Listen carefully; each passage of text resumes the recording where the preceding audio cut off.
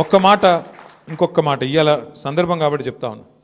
మీరు చూసుంటారు ఇవాళ నిన్న మొన్న వార్తలు గత 5 రోజులుగా ఏమవుతుందంటే ఎప్పుడైనా సరే పవర్ అంతా ఒకరిద్దరి చేతుల కేంద్రీకృతం అయితే ఏమవుతుందంటే ఇక దాని దుష్పరిణామాలకు ఇవాళ భారతదేశంలో ఏవియేషన్ రంగంలో జరుగుతున్నది ఒక ఉదాహరణ. మీకు గత 5 రోజులుగా మొత్తం ఎయిర్పోర్ట్లన్నీ రైల్వే స్టేషన్లు బస్ స్టాండ్ల కంటే అధ్వానం అయిపోయినాయి.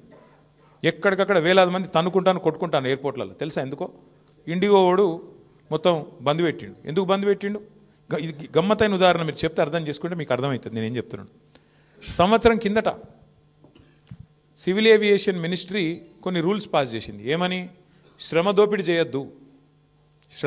చేయొద్దు, వారానికి ఒక పైలట్ అంటే ఆయన గింతనే నడపాలి, ఇంతకంటే ఎక్కువ నడపద్దు అని చెప్పి సంవత్సరం కింద రూల్స్ పాస్ చేసిండ్రు. సంవత్సరం కిందటనే వాళ్ళు కొన్ని డైరెక్షన్స్ ఇచ్చిండ్రు. DGCA, director general of civil aviation. IndiGo, air India రెండే ఉన్నాయి భారతదేశంలో, ఇంకోటి లేడు.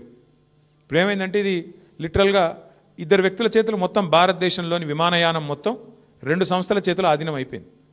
ఏమైంది ఇవాళ? దానివల్ల సంవత్సరం కింద కేంద్ర ప్రభుత్వం చెప్పినా శ్రమ దోపిడీకి అలవాటు పడ్డోడు దాన్ని మార్చుకోక పని చేయలే, ప్రత్యామ్నాయం ఏర్పాటు చేసుకోలే. దాంతో ఏమైంది? నిన్న ఒక్క రోజు 1000 విమానాలు క్యాన్సిల్ అయినాయి. 1000, 1 కాదు 2 కాదు. మరి ఏమవుతుంది? ఎయిర్పోర్ట్ బస్ స్టాండ్ అయిపోయింది. వాస్తవం ఇది. ఏం జరుగుతుంది? కొంతమంది వ్యక్తుల చేతుల్లోనే మొత్తం శక్తి కేంద్రీకృతమైతే ఇక దానికి ఒక గొప్ప ఉదాహరణ, ఆ దుష్పరిణామానికి గొప్ప ఉదాహరణ ఇక నిన్న మొన్న విమానయాన రంగంలో జరుగుతున్న వ్యవహారం. ఒక ఇండిగో, ఒక ఎయిర్ ఇండియా రెండే మిగిలినాయి ఇప్పుడు భారతదేశంలో. ఒకటి టాటా, ఇంకోటి ఇండిగో.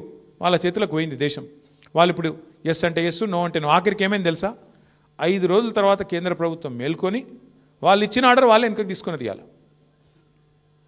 వాళ్ళు ఏ ఆర్డర్ అయితే ఇచ్చిర్రో, ఇండిగో వాడు మారలే, ప్రైవేట్ వాడు దిగిరాలే. నేను తప్పు చేసినా అని ఒప్పుకుంటలేడు. వానికి ఫైన్ వేసే దమ్ము లేదు ప్రభుత్వానికి. ఏమైంది ఆఖరికి? ప్రభుత్వం ఇచ్చిన ఆర్డర్ ప్రభుత్వం వెనకకి తీసుకొని ఇంకొక టైం ఇస్తాము అని చెప్పి తగ్గక తప్పని పరిస్థితి వచ్చింది.